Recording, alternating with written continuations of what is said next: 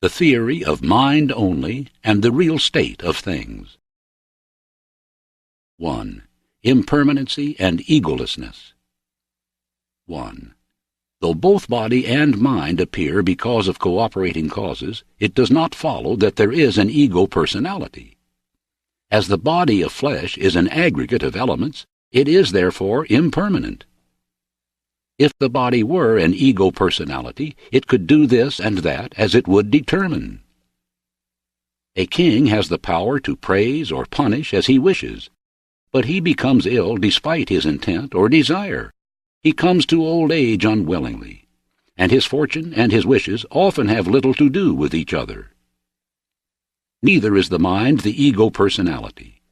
The human mind is an aggregate of causes and conditions. It is in constant change. If the mind were an ego personality, it could do this and that as it would determine. But the mind often flies from what it knows is right and chases after evil reluctantly. Still, nothing seems to happen exactly as its ego desires. 2. If one is asked whether the body is constant or impermanent, he will be obliged to answer impermanent. If one is asked whether impermanent existence is happiness or suffering, he will generally have to answer suffering. If a man believes that such an impermanent thing, so changeable and filled with suffering, is the ego personality, it is a serious mistake. The human mind is also impermanent and suffering. It has nothing that can be called an ego personality. Our true body and mind, which make up an individual life, and the external world surrounding it, are far apart from both the conceptions of me and mine. It is simply the mind clouded over by impure desires and impervious to wisdom that obstinately persists in thinking of me and mine. Since both the body and its surroundings are originated by cooperating causes and conditions, they are continually changing and never can come to an end. The human mind, in its never-ending changes, is like the flowing water of a river or the burning flame of a candle. Like an ape, it is forever jumping about, not ceasing for even a moment. A wise man, seeing and hearing such, should break away from any attachment to body or mind if he is ever to attain enlightenment. 3. There are 5 things which no one is able to accomplish in this world. First, to cease growing old when he is growing old. Second, to cease being sick. Third, to cease dying. Fourth, to deny extinction when there is extinction. Fifth, to deny exhaustion. Ordinary people in the world sooner or later run into these facts, and most people suffer consequently, but those who have heard the Buddha's teaching do not suffer because they understand that these are unavoidable. There are 4 truths in this world. First, all living beings rise from ignorance. Second, all objects of desire are impermanent, uncertain, and suffering. Third, all existing things are also impermanent, uncertain, and suffering. Fourth, there is nothing that can be called an ego, and there is no such thing as mine in all the world. These truths, that everything is impermanent and passing and egoless, have no connection with the fact of Buddha's appearing or not appearing in this world. These truths are certain. Buddha knows this and therefore preaches the Dharma to all people. 2. The theory of mind only. 1. Both delusion and enlightenment originate within the mind, and every existence or phenomenon arises from the functions of the mind, just as different things appear from the sleeve of a magician. The activities of the mind have no limit. They form the surroundings of life. An impure mind surrounds itself with impure things, and a pure mind surrounds itself with pure things. Hence, surroundings have no more limits than the activities of the mind. Just as a picture is drawn by an artist, surroundings are created by the activities of the mind. While the surroundings created by Buddha are pure and free from defilement, those created by ordinary men are not so. The mind conjures up multifarious forms, just as a skillful painter creates pictures of various worlds. There is nothing in the world that is not mind-created. A Buddha is like our mind. Sentient beings are just like Buddhas. Therefore, there is no difference among the mind, Buddhas, and sentient beings in their capability of creating all things. Buddha has a right understanding of all things as fashioned by the mortal mind. Therefore, those who know this are able to see the real Buddha. 2.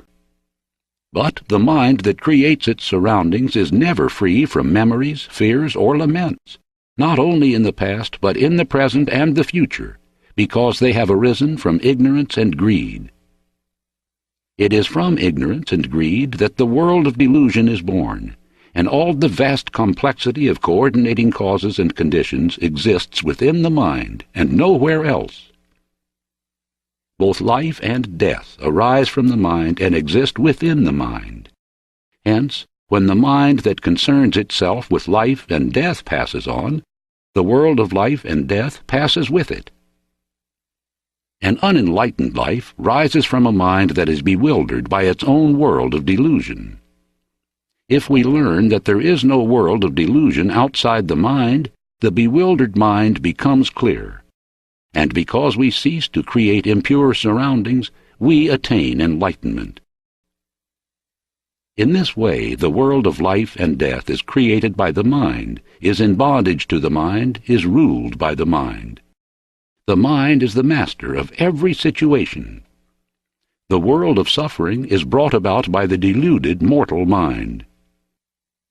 3. Therefore, all things are primarily controlled and ruled by the mind, and are created up by the mind.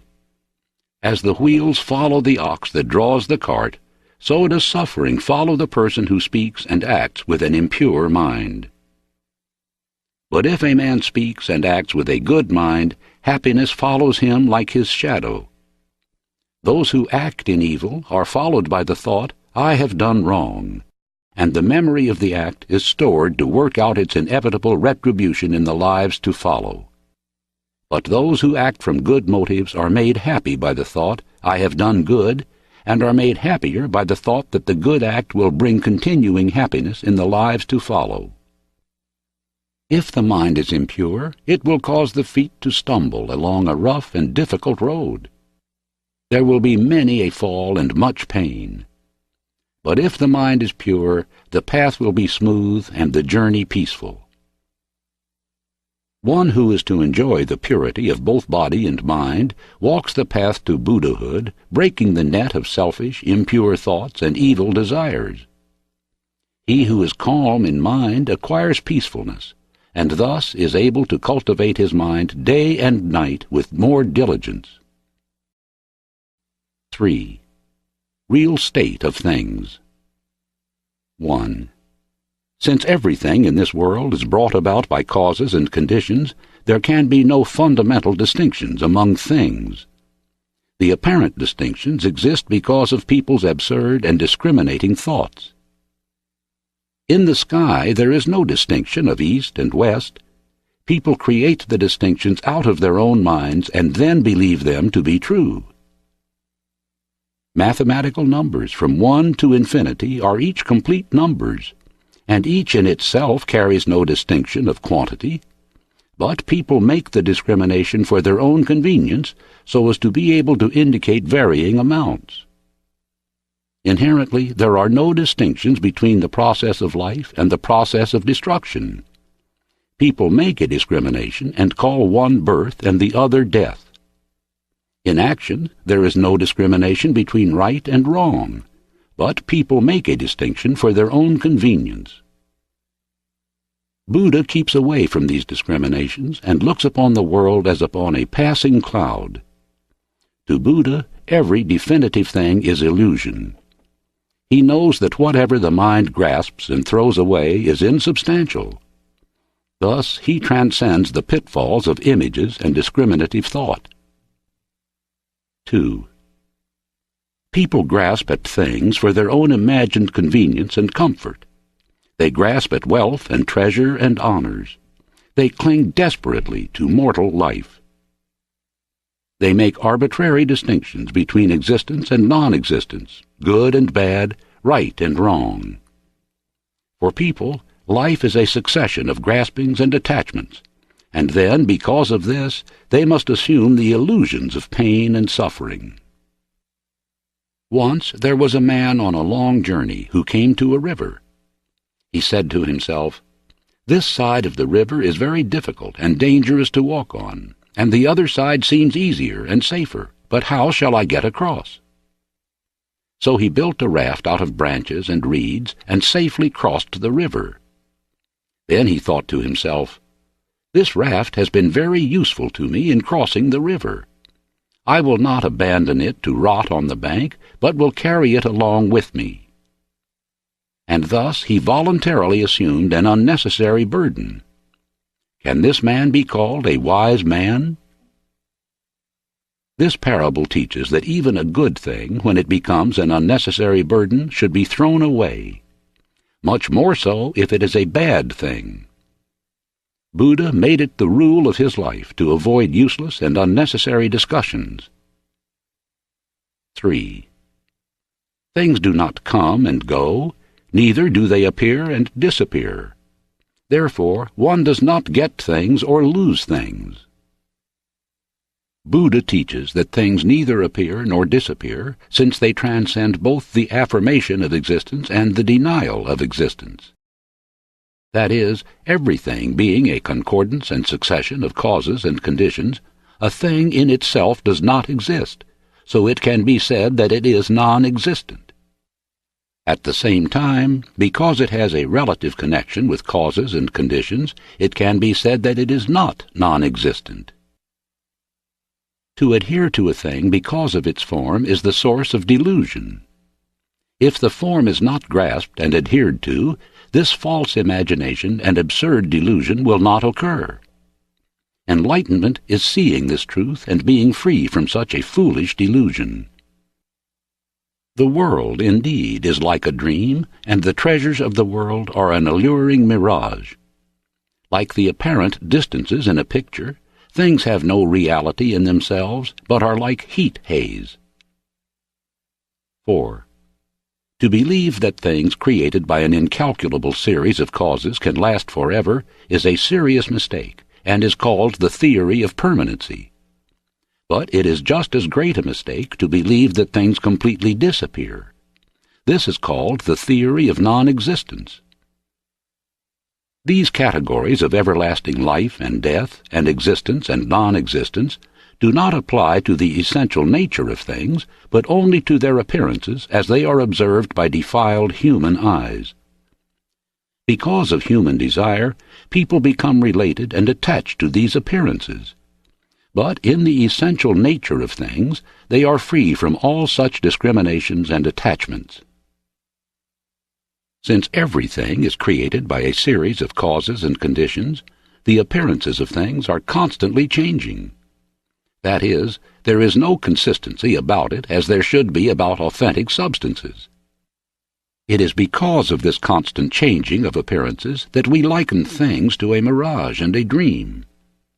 But in spite of this constant changing in appearances, things in their essential spiritual nature are constant and changeless.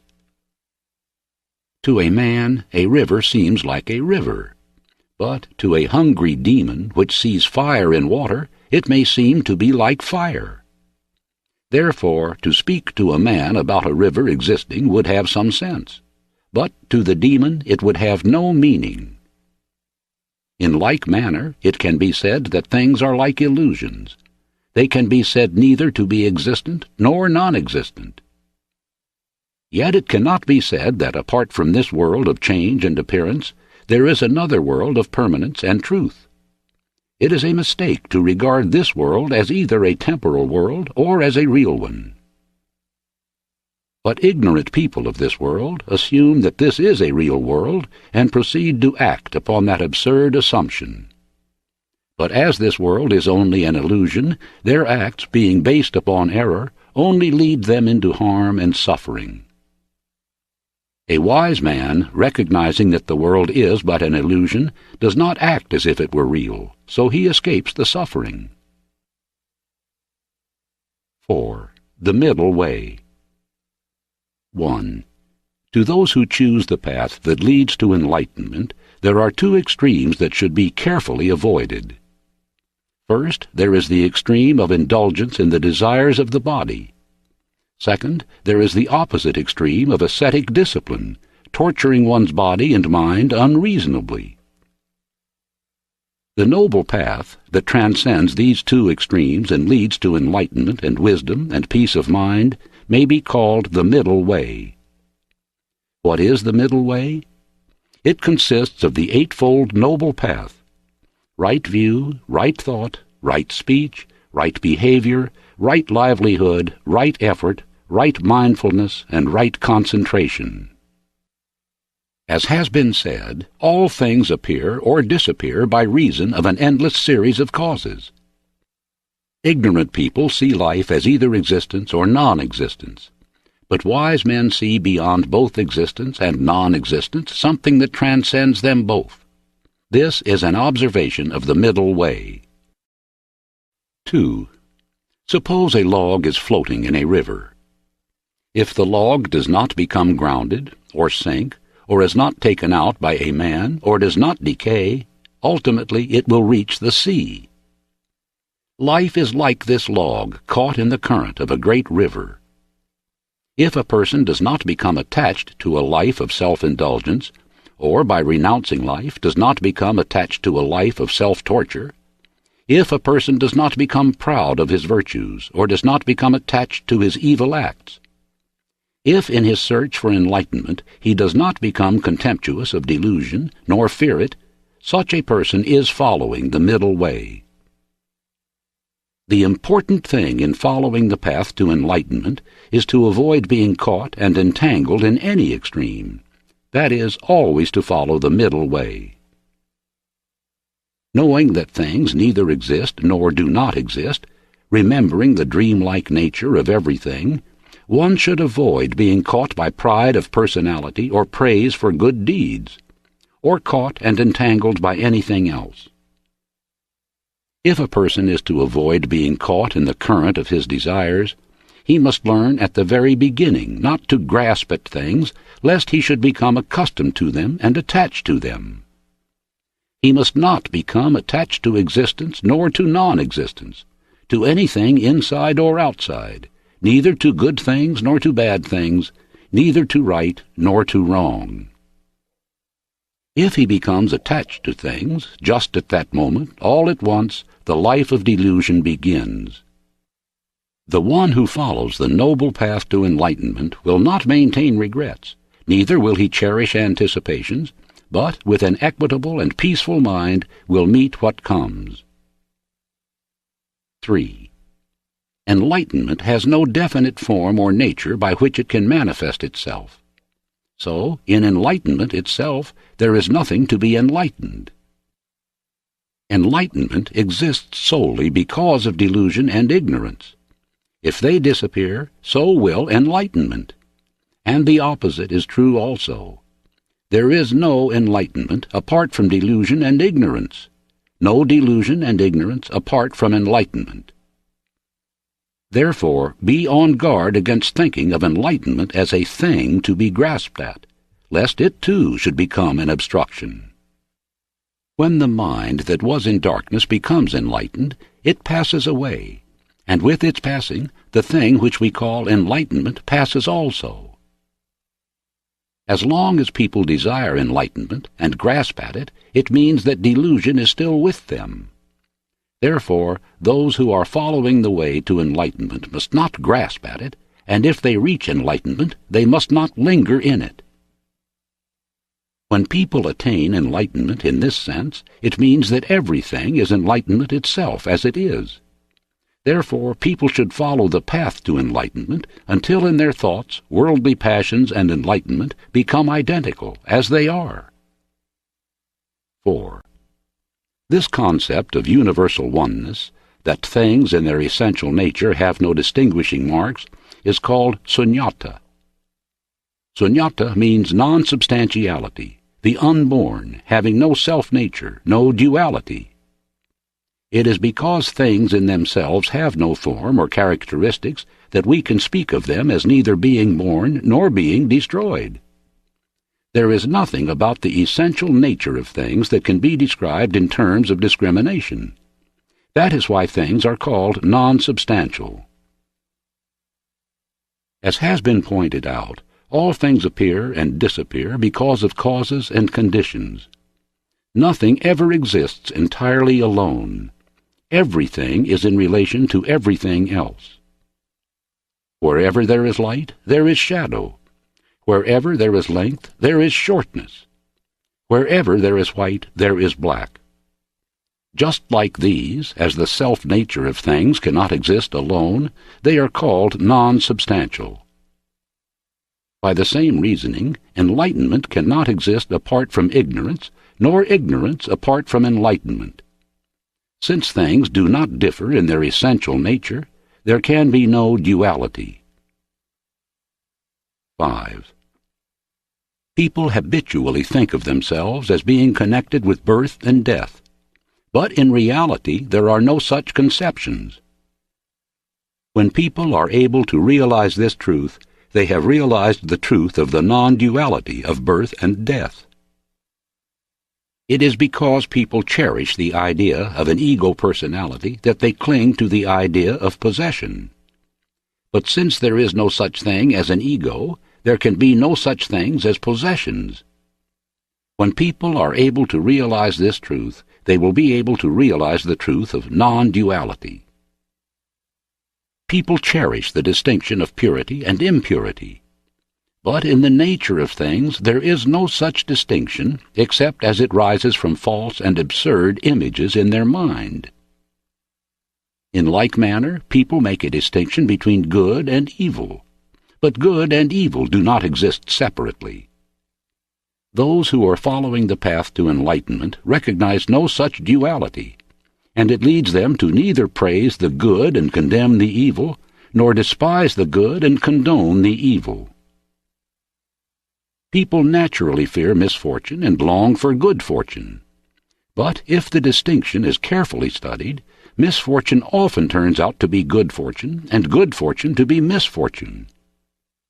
The wise man learns to meet the changing circumstances of life with an equitable spirit, being neither elated by success nor depressed by failure. Thus one realizes the truth of non-duality. Therefore, all the words that express relations of duality, such as existence and non-existence, worldly passions and true knowledge, purity and impurity, good and evil, none of these terms of contrast in one's thinking are expressed or recognized in their true nature. When people keep free from such terms and from the emotions engendered by them, they realize sunyata's universal truth. 6. Just as the pure and fragrant lotus flower grows out of the mud of a swamp rather than out of the clean loam of an upland field, so from the muck of worldly passions springs the pure enlightenment of Buddhahood. Even the mistaken views of heretics and the delusions of worldly passions may be the seeds for Buddhahood. If a diver is to secure pearls, he must descend to the bottom of the sea, braving all dangers of jagged coral and vicious sharks. So man must face the perils of worldly passion if he is to secure the precious pearl of enlightenment. He must first be lost among the mountainous crags of egoism and selfishness, before there will awaken in him the desire to find a path that will lead him to enlightenment. There is a legend of a hermit who had such a great desire to find the true path that he climbed a mountain of swords and threw himself into fire, enduring them because of his hope. He who is willing to risk the perils of the path will find a cool breeze blowing on the sword-bristling mountains of selfishness and among the fires of hatred, and in the end will come to realize that the selfishness and worldly passions against which he has struggled and suffered are enlightenment itself. 7. Buddha's teaching leads us to non-duality, from the discriminating concept of two conflicting points of view. It is a mistake for people to seek a thing supposed to be good and right, and to flee from another supposed to be bad and evil. If people insist that all things are empty and transitory, it is just as great a mistake to insist that all things are real and do not change. If a person becomes attached to his ego personality, it is a mistake because it cannot save him from dissatisfaction or suffering.